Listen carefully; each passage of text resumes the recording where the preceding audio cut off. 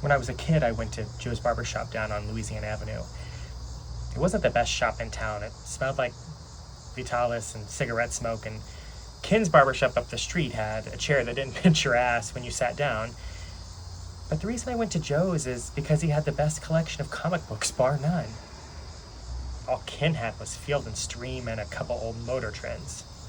Joe had everything. The latest issues of Batman, X-Men, Green Lantern, and of course, the standard by which all comic books are measured. Superman. Just Superman. None of those spin-offs like Superboy or Supergirl, only the real Man of Steel himself. I would show up at Joe's on Saturday morning, the busiest day of the week where there'd be 5 or 6 other guys ahead of me, just so I could have the time to catch up on life in Metropolis and beyond. When I was 12 years old, I realized why I liked Superman so much. Yeah, he was a superhero and he could leap tall buildings in a single bound, but I remember that day I was sitting in Joe's, waiting my turn, staring at Superman in all his muscular glory, when I felt this warmth, this stirring in my cutoffs. I knew what it was. Guys that age know all about boners. It's all we talk about when we're in the treehouse or at the pool, guessing which girl in our class would go all the way. But me, well, you get the idea. While my pals were talking about the blonde and the bikini, I was watching Jerry the lifeguard in his Speedo. Jerry was a senior, a star quarterback, handsome built, and one time I saw him in the showers in the locker room. Wow.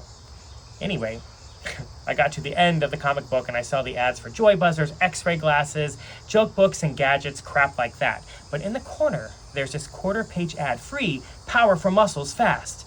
There's a photo of this guy posing, his chest and biceps bulging, looking like thunder. On the opposite page was Charles Atlas, the legendary 89-pound weakling getting sand kicked in his face and his girlfriend calling his manhood into question. But all you gotta do is clip the coupon, mail it in, and bam! You're Mr. America with huge muscles and your manhood is no longer in doubt. So when it was my turn for my haircut, I hung on to the comic book, and when Joe finished, I stashed it in my back pocket. I got home, making sure no one saw me, and I mailed the coupon. 3 weeks later, I got this brown envelope in the mail. I locked myself in my room and opened it, and what the hell? It's nothing but ads for barbells and shit, all costing hundreds of dollars. The only thing that was free was a sales brochure. Shit. I tossed them over the trash and resigned myself to the fact that a gay junior high school kid who weighs 110 pounds, as long as he has 5 pounds of rocks in his pocket, is not going to turn into Superman or Jerry because of some stupid ad in a magazine. When I got to high school, I gave it one more shot. I went out for weightlifting. This time it worked. Pretty soon I put on some pounds, my arms and chest got big, and I went from a small to a large t-shirt. But you know what?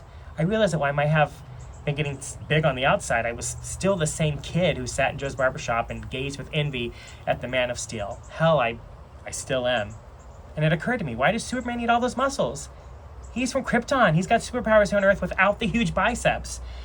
Sure, they probably could make a comic book hero out of him, but wouldn't it be better if he was just a regular guy like me with a job and a girlfriend, or even a boyfriend?